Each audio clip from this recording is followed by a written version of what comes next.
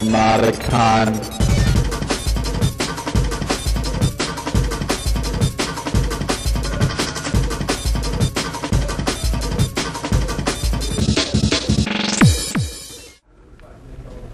Rock.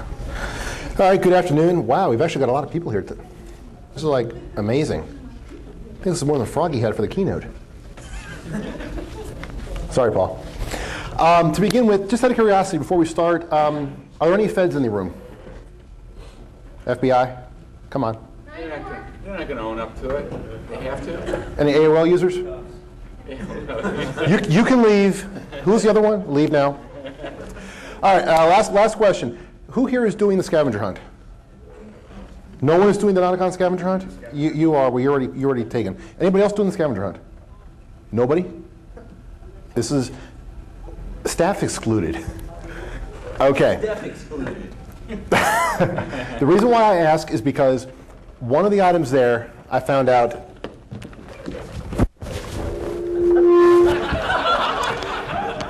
Four points to get your picture taken with a speaker. So what I figured to do, and I would offer to y'all, would be if you were participating, we'd come up here, do one group picture, and we'll call it like 100 points. You know, and just, you know, because I was surprised when I showed up yesterday, and I'm sitting there talking to Tiger, and all of a sudden these flashes are going off the corner of my eye. And I'm like, I haven't been drinking yet. And I see certain people like mugging behind me. It's like, what the bloody hell is going on here? And she's just like, I'm like, ah, shit.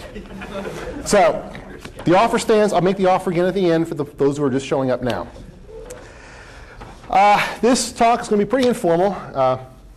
Go along with the conference anyway. And the title's a little misleading. I wanted to put something to do with community because, well, this is a community-oriented conference. And even though I'm a security geek, you know, I kind of wanted to apply the spirit of the theme of the conference to my talk. So there's the word community in there.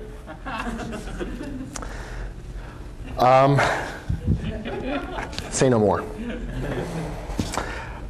What I'm going to talk about is really one of the major issues in the security field. Who here is a security geek just by trade or by hardcore interest anyway? Okay, just so I can get a feel for the audience. All right.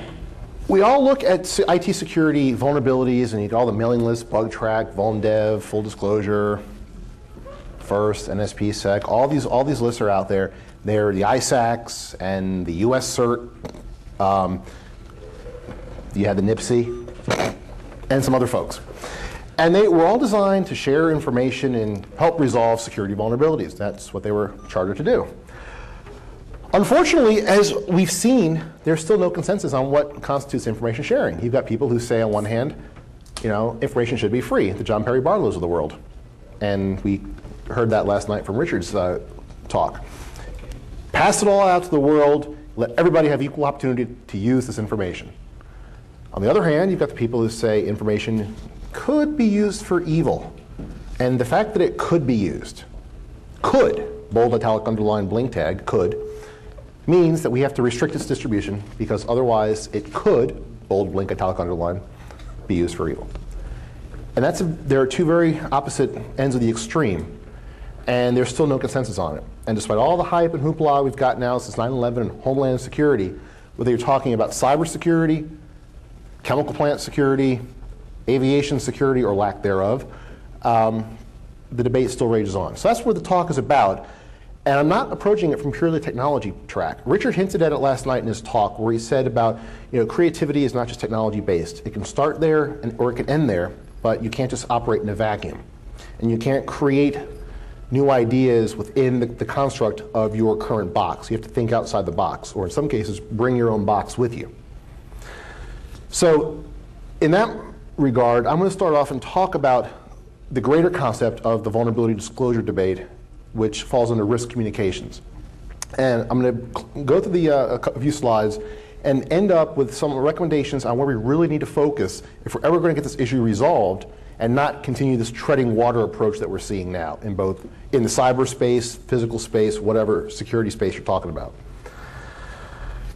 Risk communications is actually a professional discipline, been around for 30 or 40 years as a discipline. It's basically how do we communicate risks to people, the public. users, the community. There are any number of examples. You can Google for several.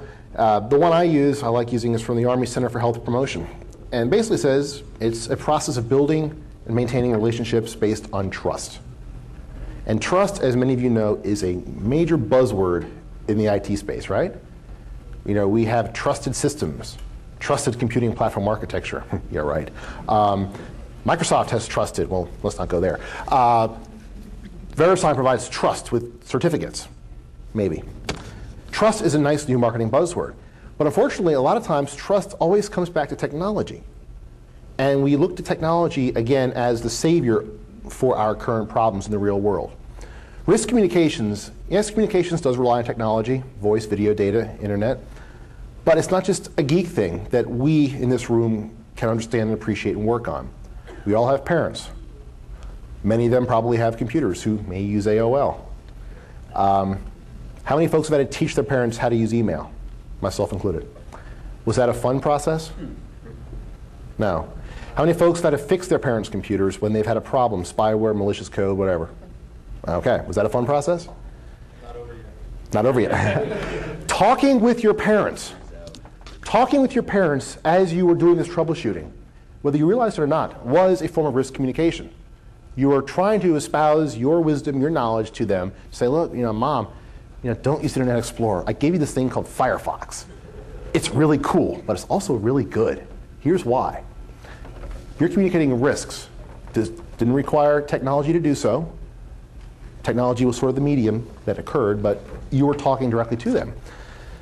It is not reliant on technology buzzwords. And I know from being in DC, the political capital of the world, and a lot of the IT capital there, technology is everywhere. Technology is our savior. In Deus Machina. That's a frightening prospect when we're trying to talk about issues that affect our safety, our security. This slide actually builds on some stuff I spoke about in past conferences. And it's a very, very, very, very high-level view of 3 schools of thought regarding the disclosure of security vulnerabilities.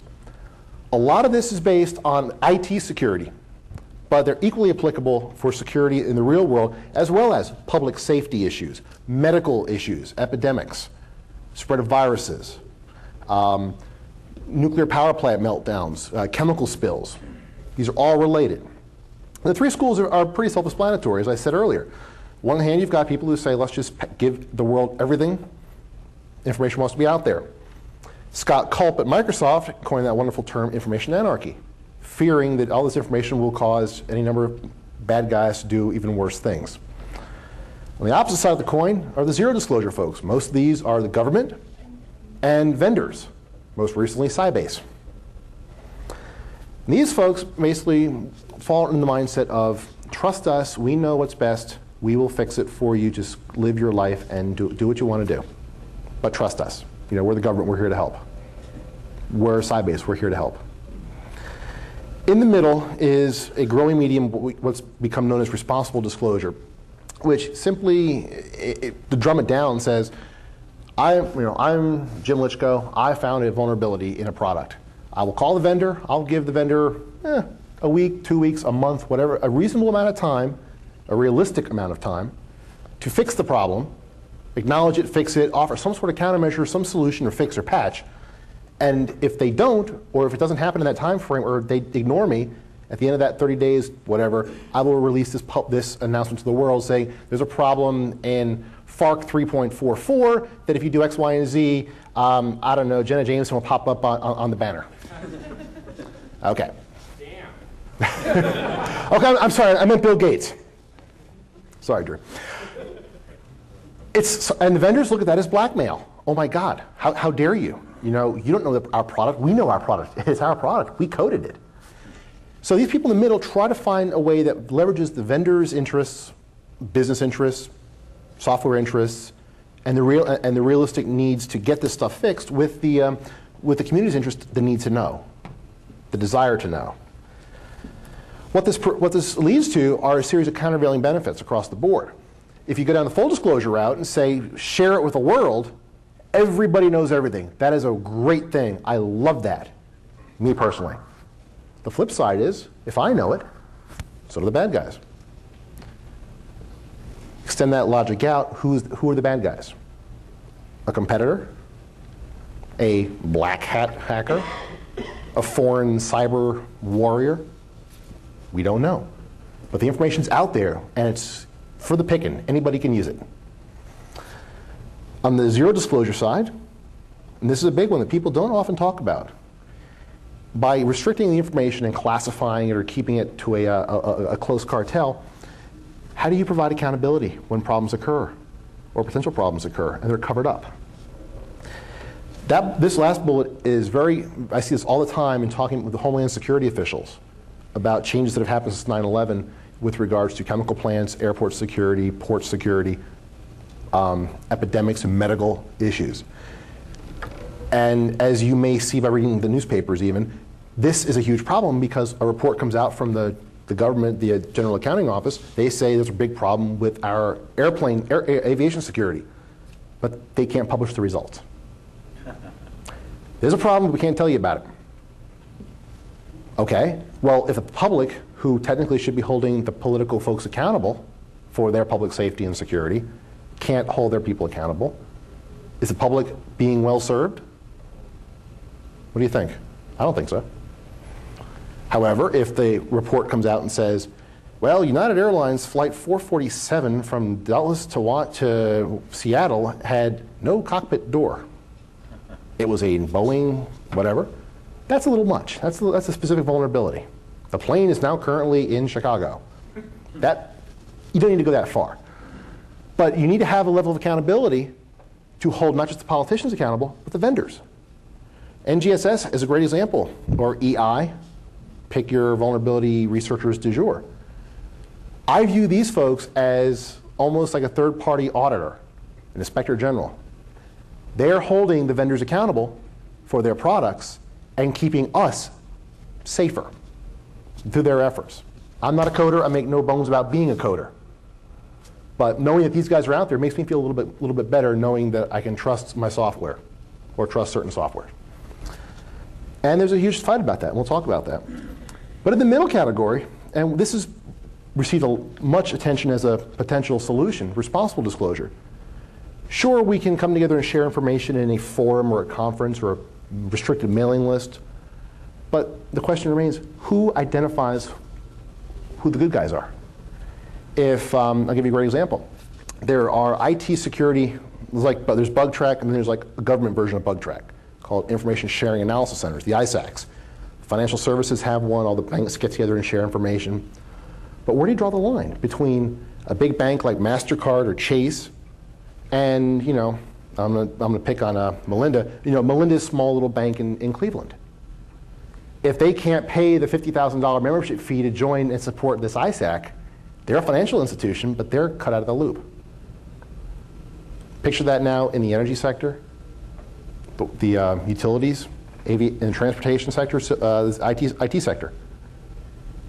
Where do you draw that line? If you're president of Melinda Bank, yeah, you want to know what's going on. You want to be playing on the same level playing field as the big guys. But if you can't ante up the money to get that information, you're SOL. This is a growing source of contention in the entire Homeland Security debate regarding information sharing. And there is no clear-cut answer yet. Theme hit it last night because he was talking about the challenges of these bureaucratic institutions and old ways of thinking and thinking inside the box. So part of this talk is going to look at ways to get outside of that box and hopefully, maybe not right now, but in the foreseeable future, come to some level of agreement on this. And it's not as difficult as some may think so. But right now, we've got a lot of challenges in sharing information. How much is too much? Who's the good guy? Who are the bad guys? Some of the challenges. Best example was on September 11th. Rudy Giuliani. He was a good guy, was good, bad, depending what you think of him. He said something on 9/11 repeatedly that really, really made me respect him, at least as a crisis manager. You know what he said when he was doing his briefings from New York on that morning and that afternoon? When he was holding the press briefings, he looked at the camera or he responded to reporters and said, "I don't know." Do you know the impact of such and such such? I don't know yet. We can't get in there to look at it and assess it until the fires are out or the rubble is removed. How many politicians that you know of have ever said, "I don't know," to a reporter? Yeah? 0. Oh, 0. Okay. I agree. I don't know if you're raising a fist at me or what. You know, I'm like, all right, I'll shut up now. You know. They Right. just use different words. They didn't say, I don't know. Right. But I don't know is clear, direct, and whether you're a 10-year-old or a 100-year-old, you know what it means. A politician will say, "I don't know," and use 100 words, and you'll figure he is the most brilliant person in the world, the most well-informed on the issue. It's called spin, or as the shirts out there say, newspeak. Yeah. North said, "I don't remember," but I don't think he really did. I am so not going down that path. I'll hold court in the bar this evening if you want to discuss this. I'll be in a better frame of mind to discuss. But being honest, Microsoft is the master of spinning honesty.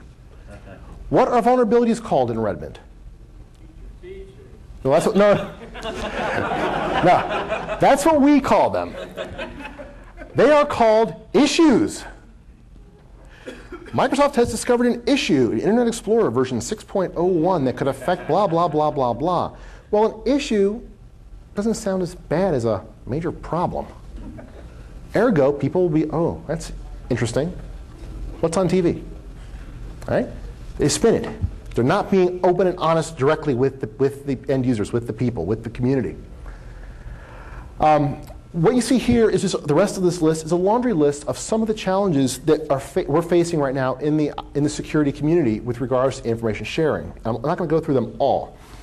Who or what is the adversary? That ties to what I just said about the big banks, small banks. You know, you want to include all the relevant parties, but exclude the bad guys. Well, if you're a small bank and you can't play with the big guys, does that mean you're a friendly adversary? Because you're not, you know, sitting at the big kids table? We don't know. We're seeing a hard look at what's called friendly strangers. A lot of people here are friendly strangers. I see several people here once, maybe twice a year, if that. See them on LiveJournal, see them on email or IRC, but friendly strangers. I trust some of them. Hopefully they trust me. But I don't know them as well as I would know my girlfriend or close friends.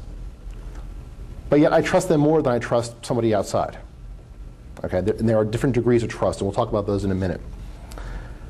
Talk about accountability.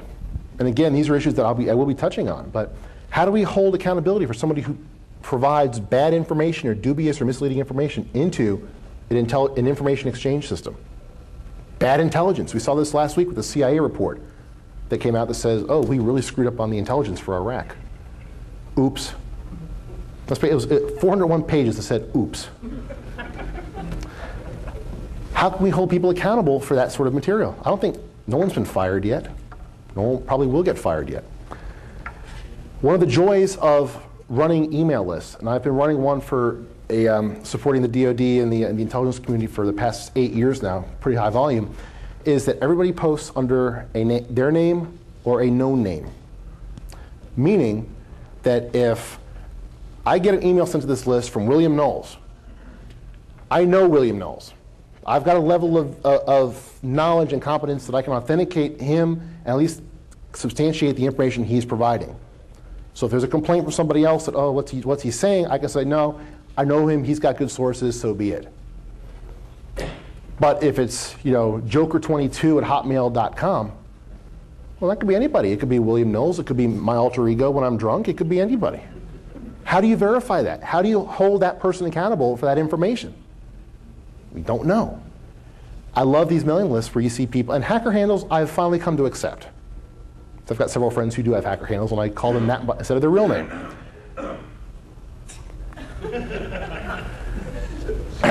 Problem. I can always count on him to be a source of amusement in my speeches, always. Whether it's New York, Cleveland, or Detroit. You're like my #1 groupie. You get a cookie. Okay. So, you know, other issues we have is that, you know, we need to have a way where if we're sharing all this information, that no single user can compromise the system in general, cannot compromise security. I think back to information sharing in the old intelligence community. Some of these names may sound familiar. Aldrich Ames, Nicholson, Robert Aldrich. Others go back in time, 20, 30 years. One person was able to compromise huge amounts of intelligence and information and hack the system, if you will, from the inside. They were a friendly adversary. They were in under the radar. How could they do this? Because once they were in, who here saw The Recruit, the movie? Al Pacino, what's her name, Bridget Moynihan, I think, whatever. There's a great line in there, and it's kind of true, even though it was done in Hollywood style. Al Pacino's talking to, who's the guy, the lead guy? Colin Farrell. And he says, when you get into CIA headquarters, once you're in the gate, you're in. It's one giant village. You can go anywhere. Their whole idea is to keep people out. For better or worse, there's some logic in that. And that's not really how it works, but the idea is that once you're in, as we all know, you're the insider. You can do some really nice damage if you wanted to. So there's a concern about how do we prevent that, or at the very least, minimize or mitigate the damage. All too often, the response to this challenge is to just flat out close the door. And in that case, you're not mitigating the damage, you're trying to eliminate it flat out. And there may be a lot of good that you're cutting off because you're slamming the door as opposed to looking for other solutions. The bottom line is these challenges and others that are not listed here, chances are handled one of two ways. Either through the application of technology, be it encryption, trusted networks, VPNs, passwords, or heavy-handed policies, laws, and regulations that make it very cumbersome to use that information or exchange it when you need it. One of the hardest problems in the intelligence community is having information and getting it to the right people at the right time so they can use it when they need it. I've got a good friend of mine who's serving in Iraq right now. He's a Marine gunnery sergeant. And he says he'd rather have something that's 80% reliable that he can use right now and give it to you and you and you and go out and do a mission than get something that's 100% reliable, requires a safe and 3 armed guards because it's so classified. That extra security hinders his ability to do his job. Take that analogy and put it in the context of emergency services, post 9/11. If I can get information that's pretty darn reliable and corroborated from a couple of different sources, get it out in the field fast to police, fire, whoever, and they can save lives as a result. Isn't that better than the opposite, which would be adding layers of cumbersome security, other controls that means that it might take 3 hours as opposed to 3 seconds for something that will occur and be exchanged, whether it's voice, video, or data? I'd say err on the side of helping somebody. One good example of where we're headed. As I said, there are the 3 schools of vulnerability disclosure: full disclosure, zero disclosure, and responsible. This is the trend that we're seeing about moving towards a policy of zero disclosure. I'll just give you a second to kind of skim through it. This is taken from the Homeland Security Act of 2002, when the DHS was stood up. A little section buried deep in the legislation. Some of this is a little interesting from not just a security perspective, but just a citizen's concern about his government perspective. What they're really saying here is, in the first case, is that the government, in this case Homeland Security, wants to receive information from, let's say, backbone providers, software vendors, chemical plant companies. Give us this information so we can better assess your level of risk to a terrorist attack or an emergency. We, as the government, cannot publish that information without your permission. On one hand, this makes sense. If you're going to air your dirty laundry out, you don't want it being aired out to the world. But what if the government finds information there that presents a public health hazard or a danger to public safety or public cyber safety? Should they be able to release it to the world? Ideally, I would say yes. The law says they can't. They have to tailor it and wash it down and water it down first. Once the information is in government hands, and this is the best one, the second bullet, if a chemical plant has an accident and people suspect that it could have been prevented by better security or better safety or inspections. And somebody sues the chemical company or the government, why didn't you do something? The information that chemical company gave the government cannot be used in court. This is a broad indemnification under the guise of keeping critical information away from terrorists. Think back to Enron and WorldCom. What we're seeing here is terrorism and security, public safety, being used as a way to also kind of shoehorn in some good things for the corporations to escape accountability from their shareholders and the public. Yes, sir? Do you see these provisions more in the context of the government releasing information about the companies, or more in the public requesting information from the government about the companies? The latter. The government traditionally does not, and that goes back to the issue of cybersecurity and computer crime investigations in the 80s and 90s. People wouldn't go to the FBI because they were afraid that their vulnerabilities would come out in the court.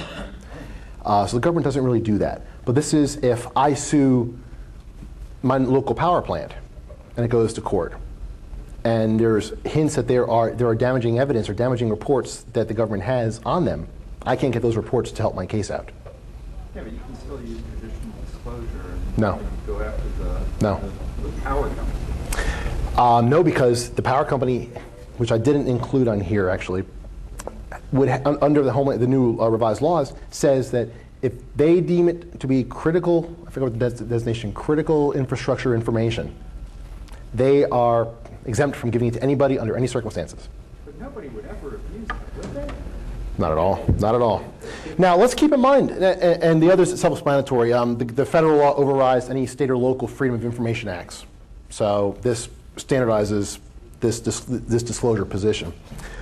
What is interesting is, I think it was on Slashdot last week or 2 weeks ago, it was a rehash of a story that I've heard repeatedly since 9/11. The use of the government has said to private pilots, you cannot fly around nuclear power plants, chemical plants, whatever. Makes sense. I kind of agree with that. Having been a pilot, I steered clear of those things. But they say you cannot fly near these, but we can't tell you where these areas are. The blind leading the blind. I don't even know where to begin. But this is the logic that we're seeing, where we consider something so sensitive. Now, who here lives near a nuclear power plant? Which one, sir? Which one? Bessie. Bessie? Okay. If you wanted to find Bessie power plant, how would you go look for it? You're a terrorist. Just go look. Just go to the Look over the horizon. But terrorists don't have eyes. They wouldn't look around for things, would they? Anyway, you wouldn't need a terrorist. First energy would probably blow it up first. Okay, but terrorists won't go like driving around looking for a power plant or plumes, would they? That's just too, that's so low tech. Would a terrorist go to a 7-Eleven and purchase a map? Yeah. A road map? And maybe they would go driving around and see, okay, there's a power plant there, but I don't see it on the map. I guess it doesn't exist. I don't think so. You see where this is going. Phone books, the list goes on. This sort of convoluted logic presents the illusion that we are controlling information and therefore strengthening our security, when we're not. We're doing the exact opposite and having a damn good laugh at the same time. There are other examples of that. Last year, there was a Homeland Security regulation or request for comment that came out. And it simply, and I'll read it for you because it's kind of small print. This is talking about cellular phone network outages. While this information is critical to identify and mitigate vulnerabilities in the system, it can equally be employed by hostile actors to identify vulnerabilities for the purpose of exploiting them.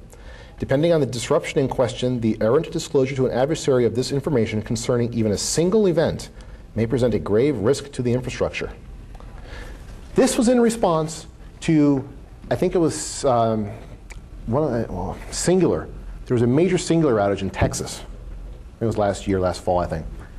And people wanted to know why their cell phones weren't working. Singular posted there are outages in these areas. Government said, oh my God, that could be used by a terrorist. Thinking that, okay, if they know the cell phones aren't working, we're more vulnerable because we can't coordinate. Now let me put this in perspective. Y'all are from the Midwest for the most part, right? Anybody here from Florida? Cool, what part? South Florida? Naples, close enough. I'm from South Florida, Fort Lauderdale, Hollywood, Miami. Grew up with hurricanes. Those of you around here, blizzards, tornadoes, used to have blizzards. severe weather of one sort. Have you been without power? Oh, yes. Have you been without running water for a day or whatever? Have you been without traffic lights? Oh, yeah. Yes. Have you stocked up on bread and water for a couple of days because you weren't sure if you could get to the store because the roads were not plowed? Probably. But we're all still here. We're all alive, I think. Where's Jody? I'll pay for that, I know. I'll buy her a drink now. Paul too, it's all right. But we're all alive as a result. The same thing could happen with a civil disturbance or a terrorist attack of some sort. People say, well, someone could hack the power grids. We without streetlights or running water, or our sewers would back up. That's happened already. It doesn't scare me. Shouldn't scare you. But again, the possibility that these things could happen, keyword could, has resulted in a mindset that's now reminiscent back of the Cold War mindset, where it was us versus the evil, bad, red communists, and we must therefore censor it out of the public eye because it could be used against us. I highlighted the products and services because that's my little crusade concern at the moment, which is, as I alluded to before, when you've got companies and vendors hiding behind Homeland Security rules to cover up their own mistakes and escape accountability. A lot of times we're seeing information, and having worked in the intelligence field, all right, I've been on the inside of the green door, to use the spooky term. Most of what I've seen, albeit in the IT security space, that's been classified, all this mumbo jumbo, has been the same stuff that I will see when I go home and it's in my inbox, seen at a conference, talked about with over beer and drinks, same information. There's no special IP addresses or whatever. Threats are the same. The vulnerabilities are the same.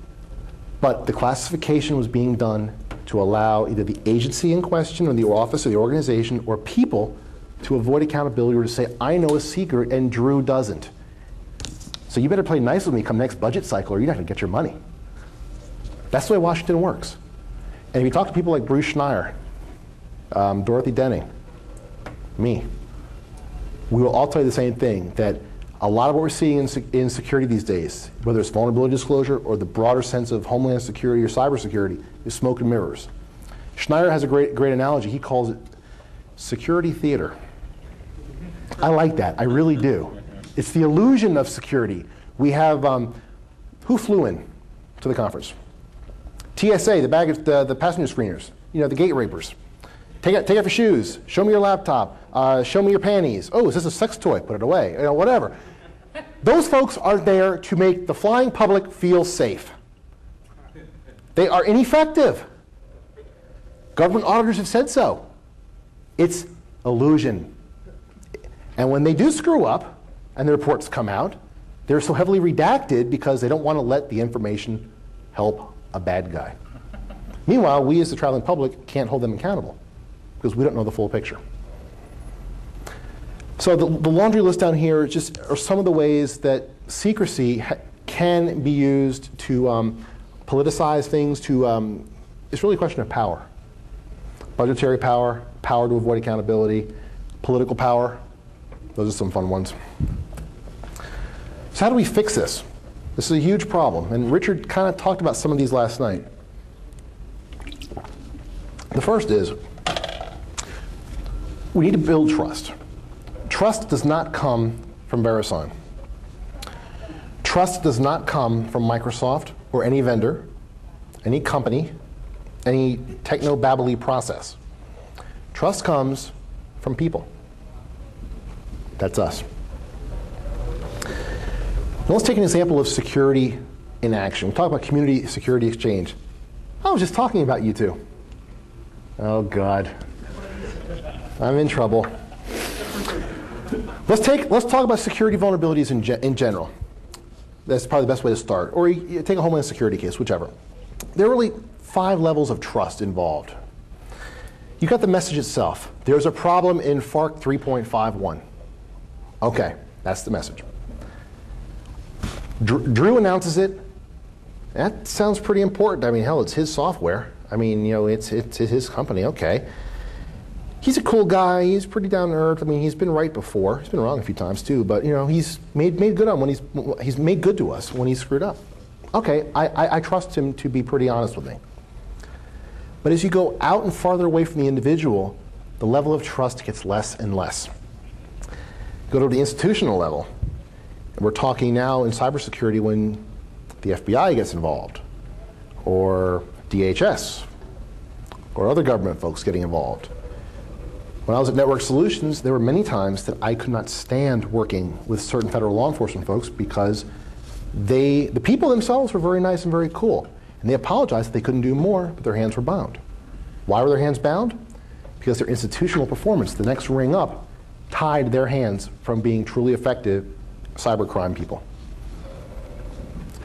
So as the victim or a partner in this response, I was a little leery of working with them or giving them so much information to help solve the case. I was a victim, but I wasn't, I mean, in some ways, you know, the good guys scared me more than the bad guys did.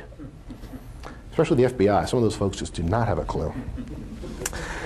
And then finally, the upper level is the socio-political climate. And this high level is what we've seen pretty much since 9/11. With anything that could be used by a bad guy should be kept out of public view.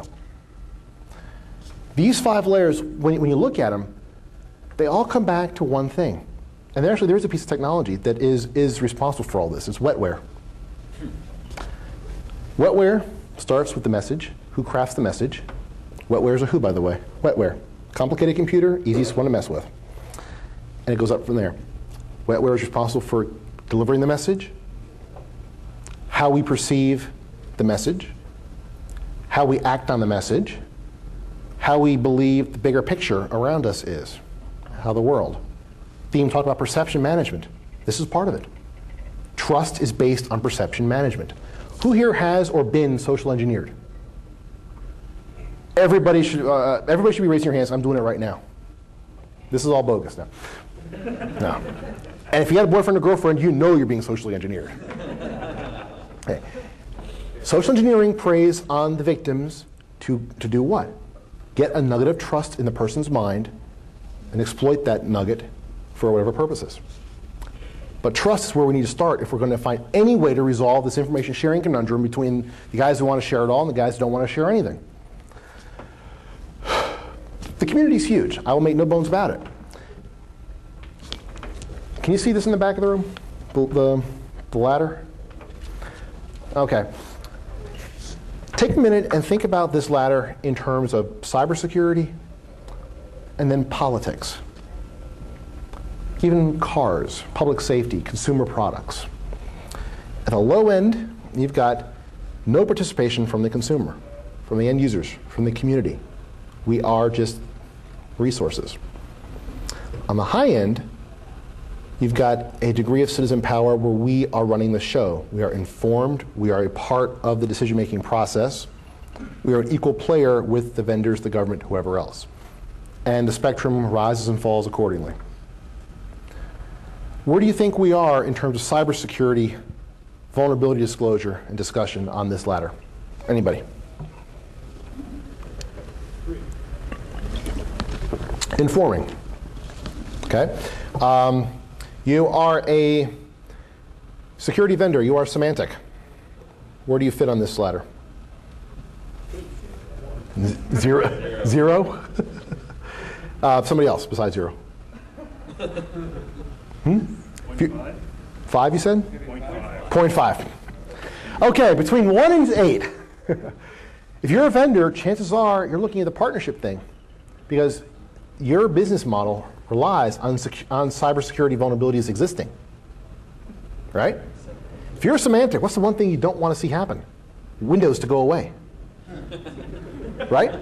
You don't. You, NIMDA, SIRCAM, whatever the next bug du jour is, that is like catnip to you. Because you know your job is going to be safe for a good long time. With that mindset, their goals and their motivations on information sharing are skewed. Because they're not so per se interested in looking at helping you. They're interested in helping themselves.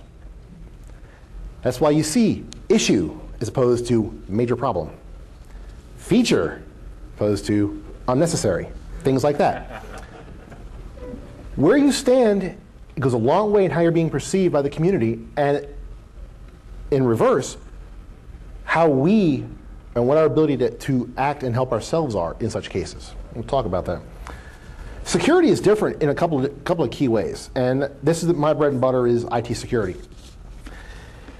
Information security and the spread of vulnerability information, exploits, whatever, helps us because we can see what bad coding looks like, see how mistakes are made, learn from that, and apply that to the future. At least that's the ideal case. Now, I said exploits. I don't mean we should be publishing exploits. I think that's kind of pushing the envelope in some cases. But saying there's a problem, here's what the problem is, here's what it looks like, that's very helpful. Information security, cybersecurity is not the equivalent of Ebola or smallpox. People in this room, we can be dangerous with computers, no doubt about it. People in this room, for the most part, can't be dangerous with smallpox.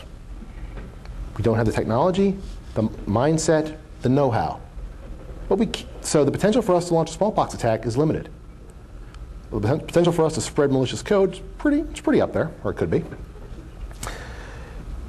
So in this case, secrecy really doesn't benefit anybody because you're rolling the dice. I love going to government conferences when they say we should classify everything. And they do. They try to say that. Because they forget one little important thing. Is that just because the US government classifies something we know is secret, we're going to keep it to ourselves, doesn't mean that the Russians, the Chinese, us, that we don't already know about it. 0 days can be out months before the government hears about it. And that does kind of happen. So by classifying all this information, who's it really helping? Nobody. An ongoing problem with this, within the security space, is that there's really no major difference between what's an attack tool, a hacker tool, and a legitimate tool of defense or system administration tool. A couple years ago, CDC released back orifice, and then BO2K. Which one? Yeah. Came out, and what did it say? This is an evil hacker tool. It's bad. It's malicious. It's bad code. Why? Because let somebody remotely control a system. Eject the CD-ROM. Exactly. But yet, you could go drop $1,000 to Comp Useless and get what? PC Anywhere. PC Anywhere, Timbuktu, any number of things. You can pull down something like VNC. I was saying VLC, VNC, and do the exact same thing. PC Anywhere doesn't wrap itself around other executions. True. However, work with them. But the reality, but You eject the CD-ROM. It also doesn't. right. There are subtle differences. Those are features. That's why I like that tool. But the functionality is the same. And yes, there are some differences, and there are valid points. Does PC Anywhere go on IRC? It could. Well, if you use Visual Basic Scripting and you scripted a couple of little applets, you could drop it in there and probably could work something out. Or click a checkbox. Exactly. But regardless, the functionality was pretty much the same, for the most part. There are some features, of course. So in my mind, there's no difference. When I had a government person come in my office when I was working for a government security group, and they said, well, why do you have these hacker tools? I'm like, these are what we use to test our security. Well, we have a security budget. Yeah, we bought ISS, it's sitting in the shrink wrap. These are better. So there's no difference. It doesn't really benefit anybody to draw that line anywhere. Looking at publishing security knowledge presents this ignorance that we're seeing in the security space. We talk about, Richard talked last night about, you could be so caught up in the environment that you're unable to see outside of the environment. That's true. That's why you'll never see security consultants, security companies, vendors say what really will implement strong security. I'm not saying just get off Microsoft, but offer sound practices. Saying Sarbanes-Oxley or HIPAA sounds good, doesn't work. There's too much money in there. It's job security for them. But yet checking boxes does not strengthen our security. Long story short, when we're trying to classify things and keep things to ourselves, the odds are against us because we may know it, but chances are somebody somewhere in the world knows it as well. I was in Brazil a couple of years ago giving a lecture to a very scary audience, which is the Brazilian Central Intelligence Agency. Yeah. This was a US-sponsored trip, I will say, so it's okay. I was terrified. 250 people in an audience. They had not a smile on them at all. One light coming down on stage. I'm sitting at a desk, a table with a microphone and a pitcher of water on it. Like I was like, Lubyanka, and like, who's going to shoot me? Question came up during Q&A. Of course, there were like 3 or 4 embassy folks there who were with me, and somebody from our CIA who was there to kind of see what questions were being asked of me, the cybersecurity guy coming here to lecture. Question came up. What's your take on the restriction of encryption, strong encryption by the US government? How come you can have it and other countries can't? I'm like, oh, I didn't want to deal with politics here. I want to go back to my country. I've got to wash the car. Please don't do this.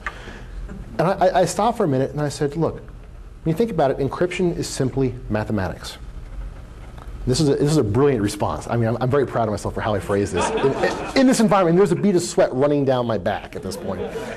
I said, crypto is simple as mathematics. And whether you find out now or in 15 years, you're going to find out. So I don't agree with the policy, but just think of it as math and you'll do OK. And the CIA guy's like, good one. It's like, whew, no diplomatic incident here. But it comes back to saying the odds are against us because we may know about it, but it'll come out eventually. We were talking about trusting each other, and there's a lot of text here, but really what it comes down to is that we're trusting more and more things. We're people, we're human, we trust each other, we build trust, we gain trust, hopefully we keep trust. The same is true with computers and systems and networks. But over time, as we start accepting and embracing more and more people in our network of trust, this system that has all this trust involved can be completely subverted from the inside if one person, one friendly adversary, messes up. As I said earlier, the Hansen case, Ames, you name it. There's a great paper that came out. I've got it upstairs called The Collision of Paradigms, and it goes into how you define trust for the new millennium. It's really good. I'll give a URL if you guys want. We're almost done. We'll really quickly go through a couple of myths and realities. And this is applicable whether we're talking about cybersecurity or public safety or anything in between. Telling people about a risk is more likely to cause alarm than if we say nothing. Reality is, it means we give people a chance to express their concerns and take action. If I'm a systems administrator and there's a 0-day out there, I want to know what to look for. Tell me, here's a snippet of code, here's what it looks like, I'll throw it up in my snort filter, I'll look, at least I can be on guard for something. That's letting me do something to empower myself and take charge, rather than sitting back waiting for a vendor alert that might never come. Number 2, communication is less important than education. If people knew the true risks, they would accept them. The reality is, and this is what I've been talking about, we have to pay just as much attention to the process we use to communicate these risks. Risk communication, trust, interpersonal skills. Pay as much attention to those skills as we do to the actual message itself. I love the third one. We shouldn't go public until we have a solution. Sound familiar? That's where we are right now.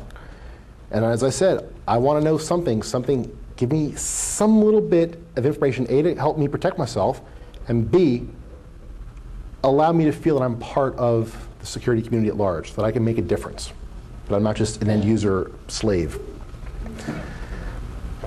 These issues are too public and too complicated for the end users to understand.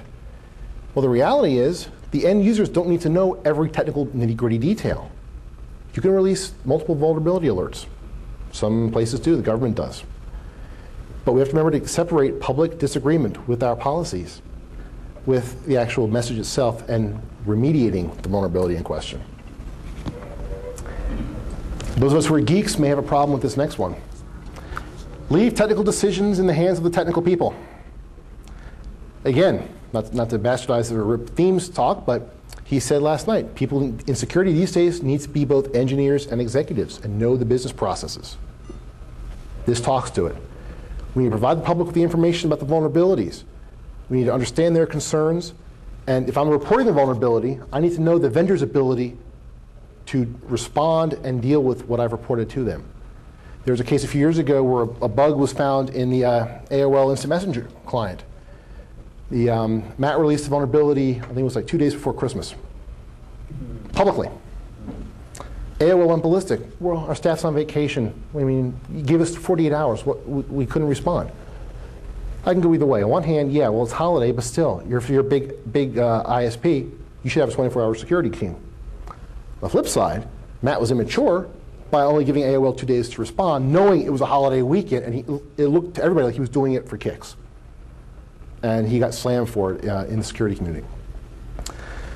Risk communication is not my job. Whether you're a public servant, whether you're a security person, whether you're a vendor, you've got a responsibility. We all do. We need to make sure we know how to communicate effectively and not give the wrong messages. If we give them, whoever them is, an inch, they'll take a mile.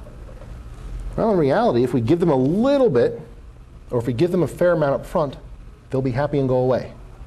But if we give them too little or say, well, it's classified, they'll say, oh yeah, why? And they won't go away. And your problems then compound.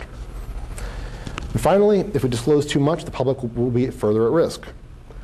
As I said, if the public knows, anybody can know. Information itself is neutral. We can help somebody or we can hurt somebody. What matters is how it's used. So I'm going to leave you with my last 2 slides. How do we formulate trust? And the lesson here is, in communicating in a secure, in a community environment, it comes down to people and it comes down to trust. You can't get around it. Technology will not help us. So if you want Rick's pithy witticisms for the day, here they are. During a crisis or during a security event, how you act depends on where you stand. If I'm an FBI agent, I'm going to act in accordance with the FBI's directives and the institution. Think back to that 5-point chart I showed you before. Where you stand on an issue depends where you sit. If I'm in the FBI, where I stand on it will be whatever the FBI policy is on this given issue, or item, or bug, or problem, or crisis, or whatever. How I am perceived by those involved in the crisis will depend on where I sit.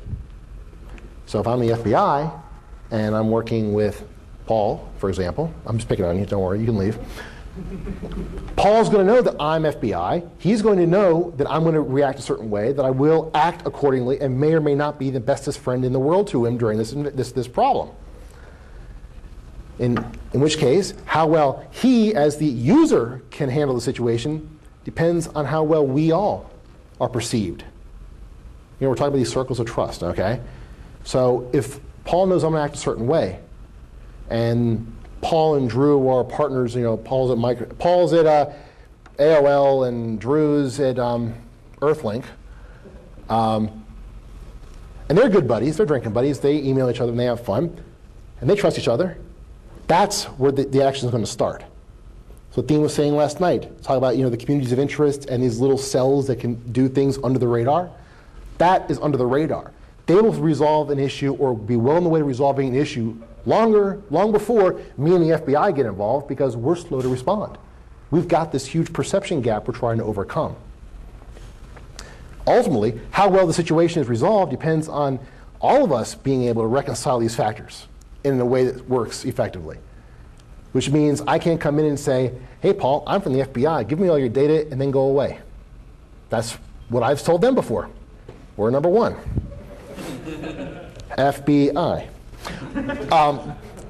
I've been burned by them before. And I'm not meaning to sound angsty, but in some ways I guess I probably could be, because this has happened. $2 million network security incident. They came in, they wanted all of our logs, all of our data, all of our evidence. They went away. We never heard back from them, ever. Am I going to work with them in the future? No, I didn't. So how do we gain public trust?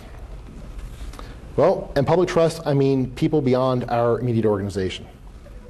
We need to accept and involve others as equal partners in an incident, or in the analysis of a vulnerability or a problem. We need to inform people and not replace actions with speculation or mix public concern or dissent with the message. Again, good communication skills. I love looking and lurking on mailing lists where you see the real hardcore people discussing nuances of a given exploit. And they're working down here at the micro level, and everybody else is working higher up.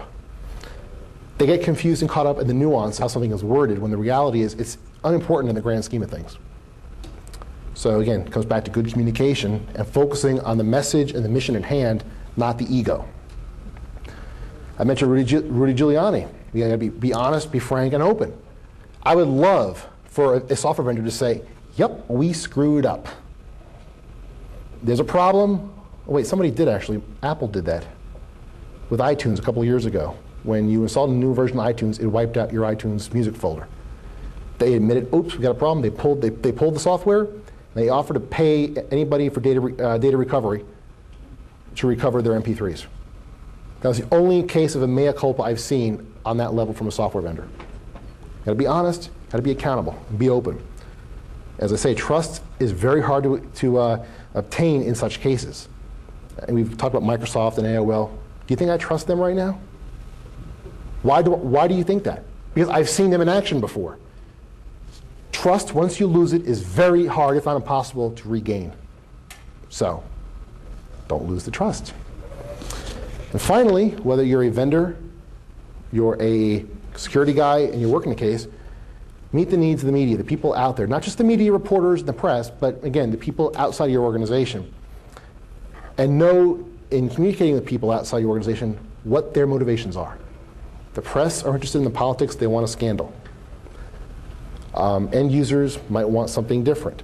Executives might want something yet again. When I talk and teach on incident response, I do a whole module just on interpersonal skills based on who you're talking with. Executives, how do you deal with them? Users, other techies, group managers, lawyers, human resources. They all have different nuances that you need to know how to deal with. Same thing here.